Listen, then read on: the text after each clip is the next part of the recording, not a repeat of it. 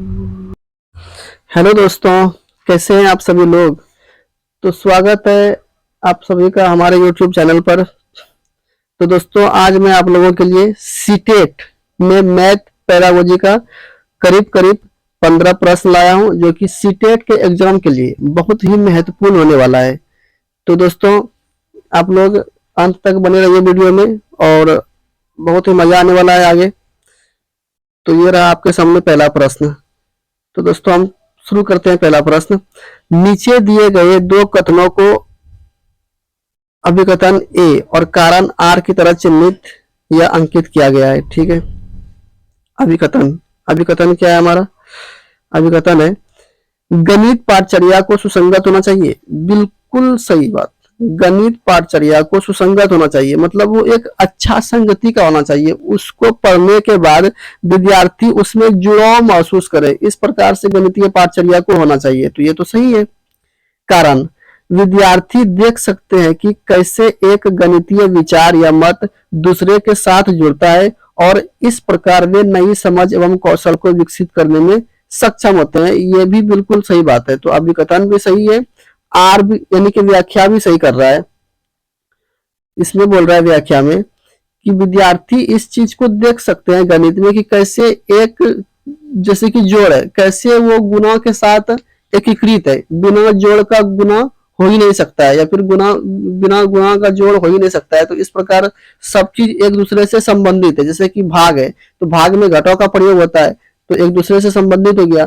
तो इस प्रकार विद्यार्थी किसी भी चीज को जोड़कर वह नया कंसेप्ट बनाना सीख जाता है। तो व्याख्या भी सही है और कारण भी सही है। तो इसका मतलब क्या हो जाएगा? ए और आर दोनों सही है। ए और आर दोनों सही है। आर सही कारण है ए का। बिल्कुल सही बात है, यही हो जाएगा आपका आंसर। बढ़ते हैं अगले प्रश्न की ओर।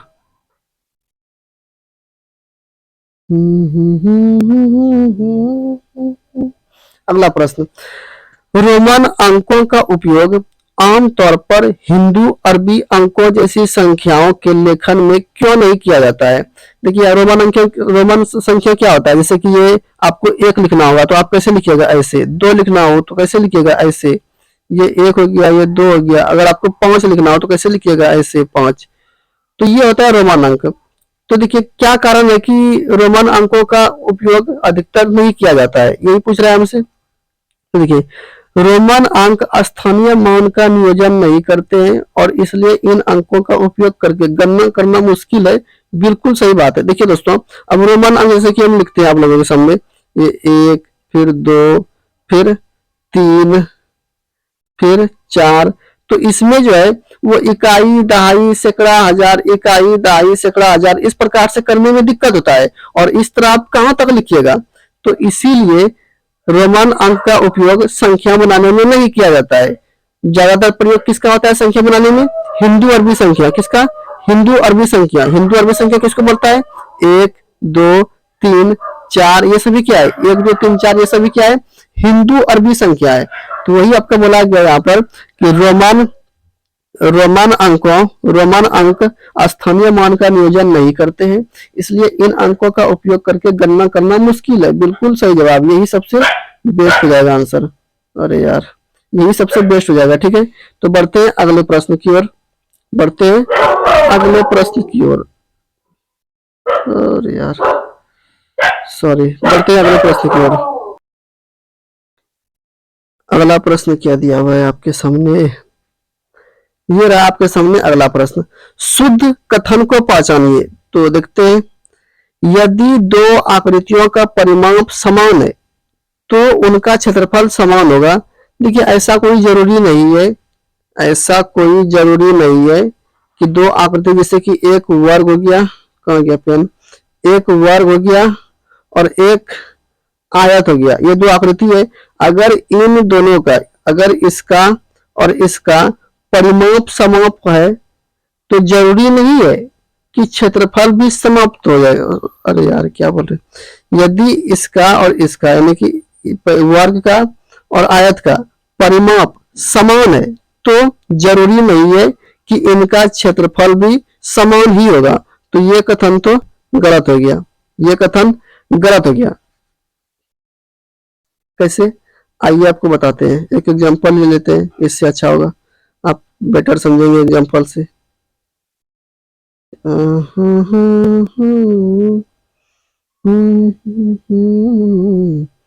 देखिए आपके सामने क्या है, एक वर्ग है और एक आयत है।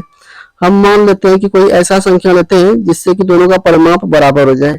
क्या ले क्या ले क्या ले क्या ले, मान लेते हैं कि इसका भुजा है 8 सेंटीमीटर, ठीक, इसका भुजा है 8 सेंटीमीटर, और इसमें जो है आपका, इसमें एक भुजा है 6 सेंटीमीटर, नहीं 6 नहीं लेते हैं, 6 6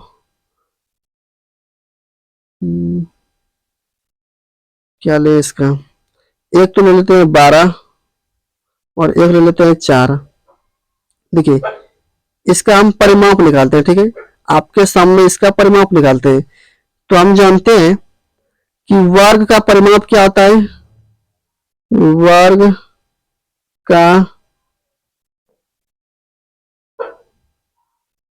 परिमाप बराबर 4 गुना भुजा, ये मतलब भुजा, तो 4 गुना 8 बराबर 32। ये क्या निकल गया, वर्ग का परिमाप निकल गया।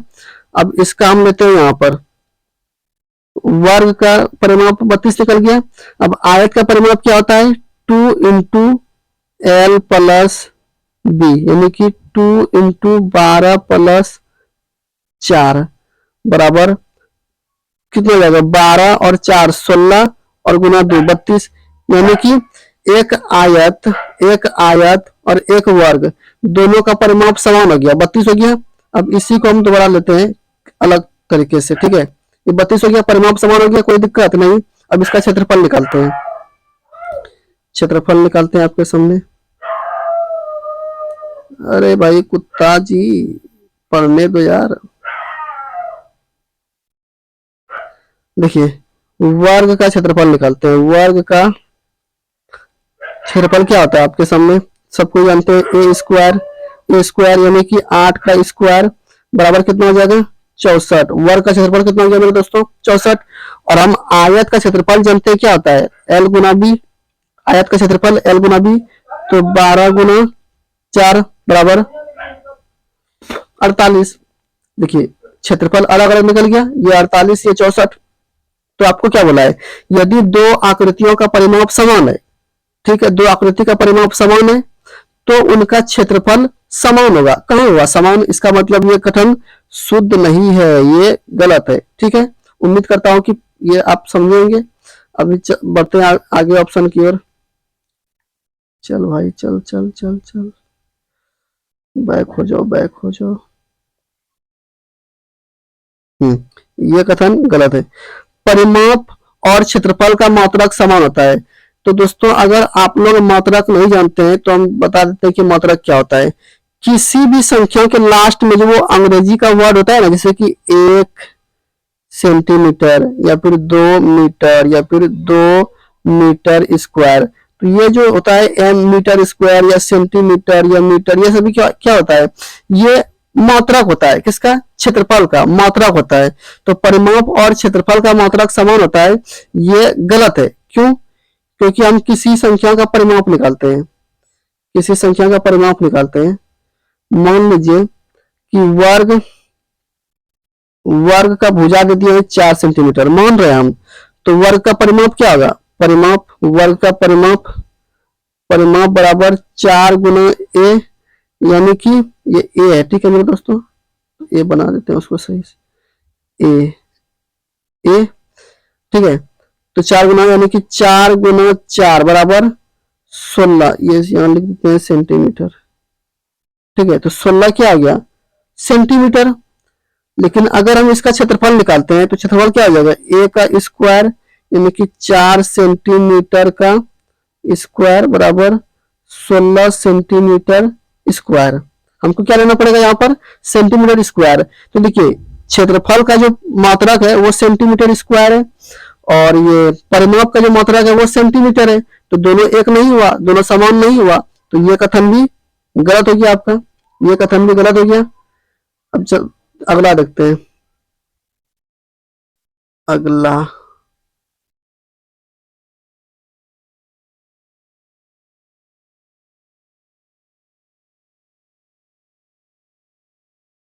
ये भी गलत हो गया। किसी आकृति का आकार उसके परिमाप का निर्धारण करता है। किसी आकृति का आकार उसके परिमाप का निर्धारण करता है, तो सही है, यही सही हो जाएगा। यदि दो आकृतियों का क्षेत्रफल समान है तो उनका परिमाप समान होगा। दो आकृति ले लेते हैं, ये रहा दो आकृति, एक वर्ग और एक आयत। इसका क्षेत्रफल मान लेते हैं कि कितना हो गया, मान लेते हैं कि 16, ठीक है। इसका क्षेत्रफल 16, ठीक है 16, और इसका क्षेत्रफल 8 और 2, तो 8 दूना 16, इसका भी क्षेत्रफल 16, यानी कि वर्ग का क्षेत्रफल भी 16, आयत का क्षेत्रफल भी 16, दोनों समान हो गया। तो इसका पहले 4 कर देते हैं, 4, तो उनका परिमाप समान होगा। तो इसका परिमाप कितना हो जाएगा 16, और इसका परिमाप कितना हो जाएगा 32। तो ये कथन भी गलत है, ये कथन भी गलत है। तो यही सही हो जाएगा कि किसी आकृति का आकार उसके परिमाप का निर्धारण करता है, यही सही हो जाएगा, ठीक है। तो सी नंबर सही हो जाएगा आपका। बढ़ते हैं अगले प्रश्न की ओर, बढ़ते हैं अगले प्रश्न की ओर। अगला प्रश्न आप लोगों के सामने, गणित में त्रुटियों की एक महत्वपूर्ण भूमिका है, यह कथन है। देखिए दोस्तों, सिर्फ गणित ही नहीं, आप किसी भी सब्जेक्ट को ले लीजिए, और एनसीएफ 2005 में डायरेक्ट ये बात कहता है कि बच्चों का गलतियां महत्वपूर्ण है। क्यों? क्योंकि अगर कोई बच्चा गलती नहीं करेगा तो एक टीचर को कैसे पता चलेगा कि बच्चों के समझने में कहां पर कमी आ रही है। तो इसलिए एनसीएफ 2005 हो, एनईपी 2020 हो, सब बोलता है कि बच्चे जितना गलती कर रहे हैं उसको गलती करने दीजिए, कोई दिक्कत नहीं है। इसलिए क्या बोला गया है कि गलतियां जो है, यानी कि त्रुटियां जो है, त्रुटियां जो है वो क्या है, महत्वपूर्ण है। वो क्या है, महत्वपूर्ण है। तो यहाँ क्या बोला है, गलत, क्योंकि गणित में त्रुटियों का कोई स्थान नहीं है। अरे भैया नहीं, ऐसा बात नहीं है, गणित में त्रुटि का स्थान है। अभी तो हम बोले कि जब तक बच्चा गलती नहीं करेगा तो वो आगे सीख भी नहीं पाएगा। और हम सब गलती करते हैं, ऐसा नहीं है कि हम लोग अब बड़े हो गए हैं तो गलती नहीं कर रहे हैं, सब गलती करते हैं। गलत, क्योंकि त्रुटियां लापरवाही, बच्चे वहां पर लापरवाह नहीं है, अब नहीं समझ रहा है तो गलत कर दिया। सही, क्योंकि ये बोध कराती है कि बच्चे गणित की अवधारणा को किस प्रकार रचना करते हैं। बिल्कुल सही बात है, यही सही हो जाएगा आपका कि यह जो है गलती यह दिखाता है कि बच्चा किसी भी कंसेप्ट को किस प्रकार से सीख रहा है, फिर उसको सुधारेगा अगर गलत करेगा तो यही सही हो जाएगा। सही, क्योंकि ये विद्यार्थियों को प्राप्त अंक जहां भी लिखिएगा उसको खत्म कर दीजिए। तो आपका सी नंबर सही हो जाएगा, ठीक है। बढ़ते हैं अगले प्रश्न की ओर। अगला प्रश्न, विद्यालयी स्तर पर गणित में शिक्षार्थी की विफलता का एक मुख्य कारण है कि हमारी आकलन प्रक्रिया, ठीक है। देखिए, गणित में विद्यार्थी अधिकतर फेल हो जाते हैं, तो इसका कारण यह होता है कि आप बच्चों को रचनात्मक कार्य नहीं कराते हैं। आप बच्चों से रचनात्मक कार्य कराइए, रचनात्मक कार्य कराइए। कैसा? जिसमें कि बच्चा खुद से किसी चीजों को कर पाए, या फिर किसी सवाल को नए नए तरीके से बताइए। इसको बढ़ावा दीजिए, और इसको बढ़ावा दीजिए, और योगात्मक को योगात्मक को योगात्मक को योगात्मक कार्य को कम करना है। किसको कम करना है? योगात्मक कार्य को कम करना है, ठीक है। तो योगात्मक कार्य को कम करना है, रचनात्मक कार्य को बढ़ावा देना है। तो पहला ऑप्शन पढ़ते हैं कि इस पहले प्रश्न ही समझ लेते हैं। प्रश्न क्या बोला गया है कि गणित में अधिकतर विद्यार्थी फेल हो जाते हैं, तो इसका कारण क्या है? क्या हम सही से चीजों को नहीं बता पा रहे हैं? बिल्कुल सही, सही से चीजों को नहीं बता पा रहे हैं, इसलिए तो बच्चे फेल हो रहे हैं ना, वो मैथ को समझ नहीं पा रहे हैं सही से। तो ऑप्शन में बोला गया है रचनात्मक आकलन को योगात्मक आकलन से, रचनात्मक आकलन को योगात्मक आकलन से अधिक महत्व देती है। गलत। यहां पर कह रहा है ऑप्शन कि रचनात्मक आकलन को अधिक महत्व दे रहा है, किससे? योगात्मक आकलन से। यह बात गलत है। अगर आप रचनात्मक आकलन को ज्यादा महत्वपूर्ण यानी कि ज्यादा वैल्यू देते और योगात्मक आकलन को कम वैल्यू देते तो बच्चा यहाँ पर फेल नहीं होता, बच्चा यहाँ पर पास हो जाता। लेकिन हम क्या कर रहे हैं, बच्चों को योगात्मक का वैल्यू अधिक दे रहे हैं, योगात्मक को अधिक वैल्यू दे रहे हैं क्लास में, इसलिए बच्चे पास नहीं हो पाते हैं जल्दी। तो ये कथन गलत है कि रचनात्मक आकलन को योगात्मक आकलन से अधिक महत्व देती है, यह कथन गलत है। अगर ऐसा होता, रचनात्मक आकलन को वैल्यू देता तो बच्चे फेल होते ही नहीं, ये कथन गलत है। अगला, वस्तुनिष्ठ प्रश्नों की तुलना में अधिक व्यक्तिनिष्ठ प्रश्नों को सम्मिलित करती है, यह कथन भी गलत है। देखिए यहाँ क्या कह रहा है, वो जो ऑब्जेक्टिव टाइप क्वेश्चन होता है ना, जैसे कि मान लीजिए कि बिहार की राजधानी कहाँ है, तो ऑप्शन में रहता है पटना, बंबई, दिल्ली, गुजरात, तो इस प्रकार से ऑप्शन दे देगा आपको। तो देखिए ऐसे क्वेश्चन से बच्चे किसी भी चीज को डिटेल में नहीं सीख पाते हैं, तो बच्चों के सामने क्या करना चाहिए, व्यक्तिनिष्ठ प्रश्न लाना चाहिए। कैसा, व्यक्तिनिष्ठ प्रश्न लाना चाहिए, जिससे कि बच्चों को किसी भी चीज के बारे में डिटेल में जानकारी मिले। किसमें, डिटेल में जानकारी मिले। ऑब्जेक्टिव क्वेश्चन नहीं लाना है, व्यक्तिनिष्ठ प्रश्न लाना है। लेकिन यहाँ क्या बोला है, वस्तुनिष्ठ प्रश्नों की तुलना में अधिक व्यक्तिनिष्ठ प्रश्नों को सम्मिलित करती है। अगर आप व्यक्तिनिष्ठ प्रश्नों को अधिक सम्मिलित करते तो बच्चा पास होता, वहां पर फेल कैसे हो गया फिर, फेल, तो इसका मतलब ये भी गलत हो गया। बच्चे की चिंतन के गणितीयकरण एवं क्षमताओं की तुलना में कार्यविधिक एवं तथ्यों पर बल देती है, बिल्कुल सही बात है। यही कर रहा है एक टीचर, वो क्या कर रहा है कि बच्चों को गणित सीखने में किस प्रकार से मदद करना चाहिए बच्चों का, वहां टीचर वो नहीं कर रहा है। वो क्या कर रहा है, वो वहां पर समस्या सॉल्व करा रहा है, तो सूत्र याद करा रहा है, तो कुछ से कुछ बता रहा है, लेकिन इसको वैल्यू नहीं दे रहा है। जबकि वैल्यू किसको देना चाहिए था, उसको, इसको वैल्यू देना चाहिए था, लेकिन वो इसको वैल्यू दे रहा है, तभी तो बच्चे फेल हो रहे हैं ना। तो हमको किसको वैल्यू देना था, इसको। यहाँ क्या बोला है, बच्चे के चिंतन के गणितीकरण एवं क्षमताओं की तुलना में कार्यविधिक ज्ञान एवं तथ्यों पर बल देती है, इसलिए तो बच्चा फेल हो रहा है। आपको इस पर ज्यादा गौर करना चाहिए था ना, तो आपका सी नंबर यहाँ सही हो जाएगा। बढ़ते हैं अगले प्रश्न की ओर।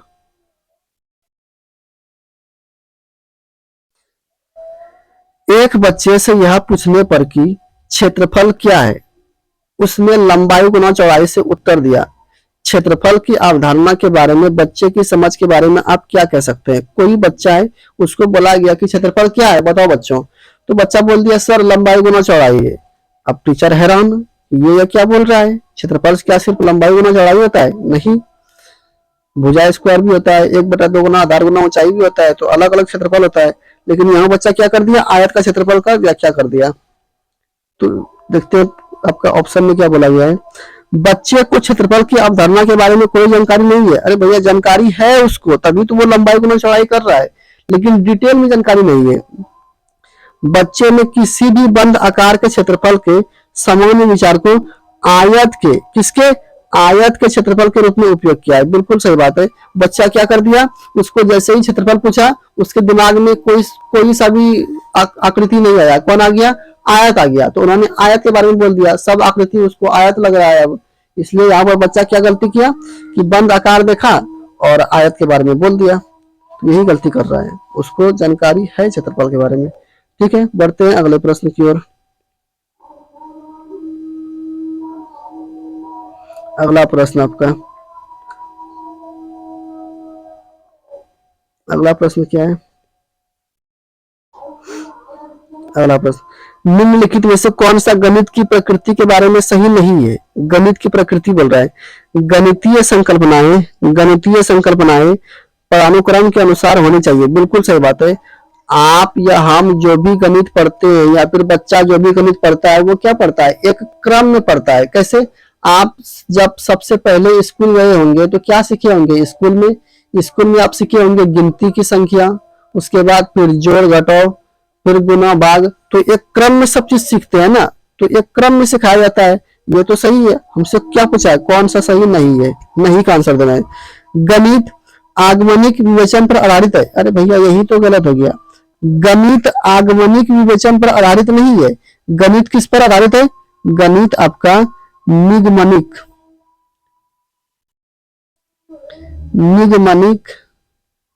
विवेचन, गणित आपका निगमनिक विवेचन पर आधारित है।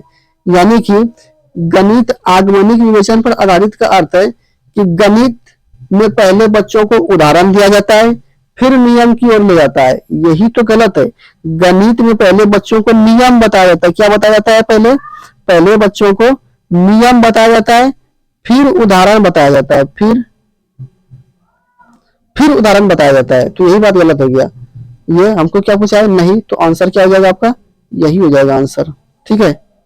गणितीय संकल्पनाएं प्रकृति में अमूर्त है। बिल्कुल अमूर्त है। गणित की प्रकृति ही अमूर्त होती है। गणित की प्रकृति गणित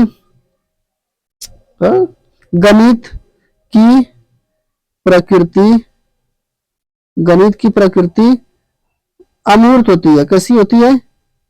अमूर्त। गणित की प्रकृति अमूर्त होती है। ठीक है मेरे दोस्तों, बढ़ते हैं अगले प्रश्न की ओर।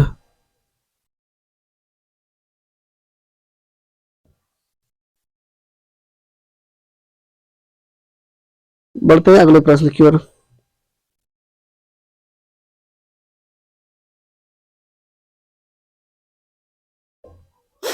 अगला प्रश्न क्या है? एक शिक्षक को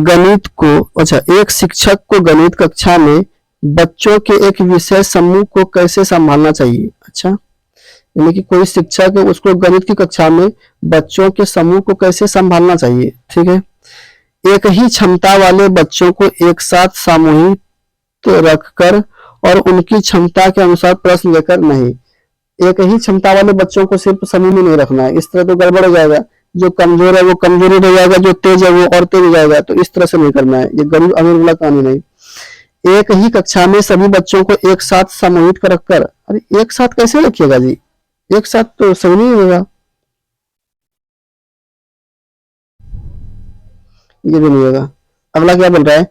अलग अलग क्षमताओं वाले बच्चों को एक साथ समूहित रखकर ताकि वे एक दूसरे से सीख सके। बिल्कुल सही जवाब, बिल्कुल सही जवाब है कि अलग अलग क्षमता वाले बच्चों का समूह बनाइए आप। जैसे कि तेज और कमजोर, इसका समूह बनाइए तो कमजोर वाला बच्चा जो है वो तेज वाले से कुछ सीख लेगा। तो यही सही हो जाएगा आपका। बहुत बार होता है ना कि जैसे कि आपका दोस्त मान लीजिए कोई तेज तरह रहता है, तो आप कोई चीज क्लास में नहीं समझ पाते हैं तो अपने तेज दोस्तों से पूछ लेते हैं और उनसे बहुत बढ़िया समझ लेते हैं। तो इस तरह से समूह बनना चाहिए स्कूल में। ठीक है। तो बढ़ते हैं अगले प्रश्न की ओर। अगला प्रश्न, गणितीय अध्यापन को प्रभावी बनाने के लिए निम्नलिखित में से कौन सी विशेषता नहीं है? कौन सा विशेषता नहीं है? क्या पूछा है आपसे? निगेटिव। एक नई संकल्पना का परिचय देने के लिए समय के नियम का कठोरता से पालन, देखिए समय के नियम का कठोरता से पालन नहीं करना है, नहीं करना है, नहीं करना है। अच्छा, कौन सा बोला है? नहीं। तो यही हो जाएगा आंसर। आंसर यही हो जाएगा। क्या बोला है? एक नई संकल्पना का परिचय देने के लिए समय का नियम का कठोरता। देखिए आप स्कूल में किसी भी चीज का नियम मत लगाइए। बच्चों को स्वतंत्र रूप से सीखने दीजिए। बच्चों को खुद से किसी चीज को करने पर जोर दिलाइए आप। ठीक है। तो यही आपका नेगेटिव हो जाएगा। छात्रों को त्रुटियों के प्रतिरूपों पर केंद्रित होना चाहिए। बिल्कुल सही बात है। बच्चों की गलती पर ध्यान दीजिए आप। प्रतिदिन के अनुभवों के साथ संबंध स्थापित करना, बिल्कुल सही बात है। छात्रों का जो भी प्रतिदिन का अनुभव है आप उनसे जोड़कर बच्चों को बताइए चीजों को। एक ही संकल्पना के लिए विभिन्न शिक्षण अधिगमों का प्रयोग कीजिए। बिल्कुल सही बात है। किसी भी चीज को समझाने के लिए बच्चों को आप अलग अलग तरीकों का प्रयोग कीजिए। तो ए बी सी डी तो सही है। आपसे पूछा था कौन सा सही नहीं है, तो ए नंबर सही नहीं है। बढ़ते हैं अगले प्रश्न की ओर। एनसीएफ 2005 के अनुसार गणित अधिगम के लिए निम्न में से उच्चतर उद्देश्य कौन सा है? राष्ट्रीय पाठचर्या रूपरेखा 2005 के अनुसार गणित अधिगम के लिए निम्न में से उच्चतर उद्देश्य पूछा है आपसे। क्या पूछा है? उच्चतर उद्देश्य। गणित की समस्याएं हल करने में बच्चों को प्रवीण बनाना। देखिए थोड़ा बहुत इसको उद्देश्य ले सकते हैं कि अब जब बच्चा मैथ पढ़ रहा है तो समस्या समाधान में प्रवीण बनेगा ही बनेगा। थोड़ा बहुत कह सकते हैं। अभी इसको रहने देते हैं, अभी इसको पेंडिंग में रखते हैं। क्या किस में रखते हैं? पेंडिंग में। उन्हें रोजगार वाले वयस्क बनाना, गलत। जहां भी आपको बच्चों को रोजगार दिलाने की बात आ जाए, बच्चों से काम कराने की बात आ जाए, या फिर बच्चों को अगली कक्षा में भेजने की तैयारी की बात आ जाए, या बच्चों को ओलंपियाड के लिए तैयार करने का बात आ जाए, नेशनल लेवल के लिए तैयार करने का बात आ जाए, तो ऐसे ऑप्शन को देखते ही गलत कर देना है। बच्चे के मस्तिष्क का गणितीयकरण करने के लिए उसके आंतरिक संसाधनों का विकास, ये सबसे बेस्ट आंसर है। क्या है? बेस्ट है कि बच्चों का क्या कीजिए आप, आंतरिक संसाधन का विकास कीजिए, उसका मस्तिष्क का गणितीयकरण कीजिए। कैसे? अब मान लीजिए कि आपके सामने हम ये सवाल देते हैं, आपके सामने ये सवाल देते हैं 2 + 2 - 2 भागा 2, ये सवाल दे दिए। अब आप इस सवाल को कैसे बनाइएगा? पहले आप ये 2 भागा 2 कीजिएगा, कितना हो जाएगा? 1 माइनस फिर 2 और 2 4 फिर बराबर 3। अगर इस सवाल को आप बिना पेन पेपर उठाए आंसर दे रहे हैं तो इसका मतलब आपका दिमाग का गणितीयकरण हो चुका है। तो इसी को बोला जाता है मस्तिष्क का गणितीयकरण। तो ये तो करना चाहिए बच्चों को। तो सबसे बेस्ट आंसर यही हो जाएगा। बढ़ते हैं अगले प्रश्न की ओर। कक्षा 2 के छात्रों को 44 लिखने के लिए कहा गया तो कुछ ने 404 लिखा। अध्यापक के रूप में आप इसको कैसे संबोधित करेंगे? कैसे? अध्यापक के रूप में आप इसको कैसे संबोधित करेंगे? क्या बोला है? छात्रों को 44 लिखने बोला, लेकिन लिख दिया क्या? 404। उनकी कॉपियों में सही उत्तर लिखेंगे। उनकी कॉपियों में सही उत्तर लिखेंगे तो देखते हैं। उन्हें मूर्त पदार्थ से विनिमय नियम समझाएंगे।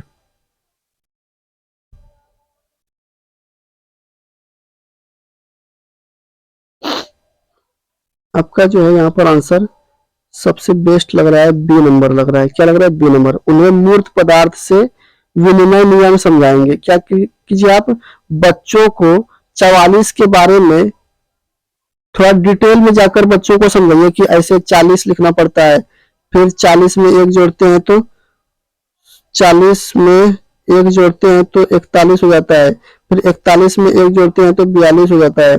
इस प्रकार से बच्चों को चीजों को समझाना है और फिर उन्हें मूर्त पदार्थ से विनिमय नियम समझाएंगे, वही हो जाएगा आपका। उन्हें सही उत्तर प्राप्त करने के लिए कहेंगे।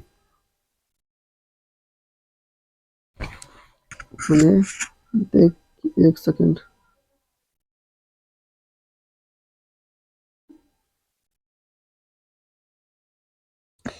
ठीक है मेरे दोस्तों, बढ़ते हैं अगले प्रश्न की ओर। तो आपका बी नंबर ही सही हो जाएगा।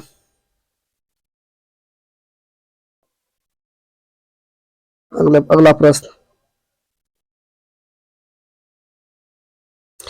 निम्नलिखित में से कौन सा इकाई योजना का एक आवश्यक पहलू नहीं है? देखिए क्या पूछा है आपसे, नहीं है। इन सब चीजों पर ध्यान दीजिएगा, नहीं तो ये सब गलत हो जाता है। वहां पर जाकर आंसर देना है नहीं बोला और वहां पर पॉजिटिव देखकर आंसर मार दिए, बाद में पता चला अरे यार ये क्या मिस्टेक हो गया। पहला, विषय वस्तु एवं सुसंगत शिक्षण प्रक्रियाओं का अंतरिम और सामयिक वितरण। बिल्कुल ये तो पॉजिटिव है। ये क्या है? पॉजिटिव है। आपसे क्या पूछा है? नेगेटिव पूछा गया है।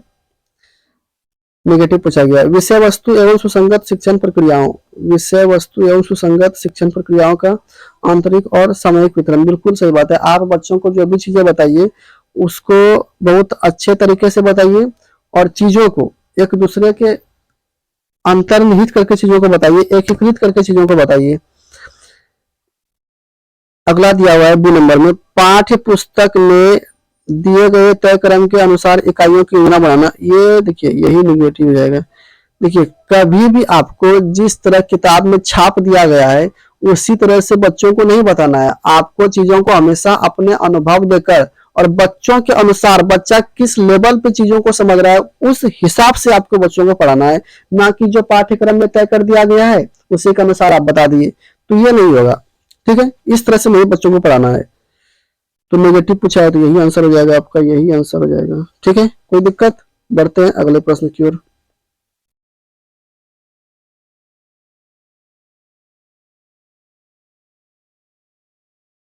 अगला प्रश्न, राष्ट्रीय पाठचर्या रूपरेखा 2005 के अनुसार गणित पाठचर्या का महत्वपूर्ण लक्षण क्या है?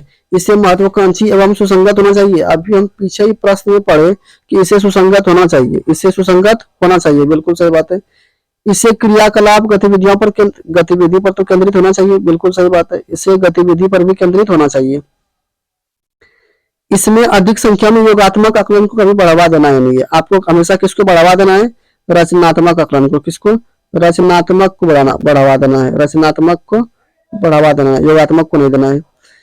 इसे समझ बोध से अधिक क्रिया विधियों और सूत्रों पर कभी बल नहीं देना है मेरे भैया। सूत्रों पर जहां भी बल देने का बात आ जाए उसको भी गलत कीजिए। तो यहाँ पर ए और बी सही हो जाएगा। तो ए और बी किसमें है, ऑप्शन नंबर सी, तो यही सही हो जाएगा। ठीक है, बढ़ते हैं अगले प्रश्न की ओर। रेहाना गणित की एक अच्छी अध्यापिका बनना चाहती है। गणित की अच्छी अध्यापिका बनने के लिए उसमें क्या होना चाहिए? छात्रों को गणित ओलंपियाड के लिए तैयार, देखिए अभी हम थोड़ा देर पहले आपको बताए थे कि जहां भी बच्चों को रोजगार, किसके लिए, रोजगार के लिए पढ़ाना या अगली कक्षा की तैयारी के लिए पढ़ाना या फिर व्यवसाय के लिए पढ़ाना या फिर व्यवसाय के लिए पढ़ाना, ये सब बात आ जाए ना, इसको देखते ही क्या कीजिए, आप गलत कीजिए, इसको देखते ही गलत कीजिए। तो ये ओलंपियाड आ गया तो ये भी ये नहीं होगा, ये नहीं होगा। संकल्पनात्मक समझ और गणितीय ज्ञान को वास्तविक जीवन से संबंधित होना चाहिए, बिल्कुल सही बात है। वैसा चीजें बच्चों को पढ़ाइए जो कि उसका वास्तविक जीवन से रिलेटेड हो, और चीजों को आप समझा समझा कर बच्चों को बताइए, रटाकर नहीं बताना है, किसी चीज का परिभाषा नहीं देना है हमको बच्चों को। ठीक है, तो आपका बी नंबर ही सबसे बेस्ट हो जाएगा। बढ़ते हैं अगले प्रश्न की ओर। अगला प्रश्न, एक गणित के शिक्षक के रूप में आप बच्चों के गणित के प्रदर्शन को सुधारने के लिए संभावित शिक्षकों को क्या परामर्श देंगे?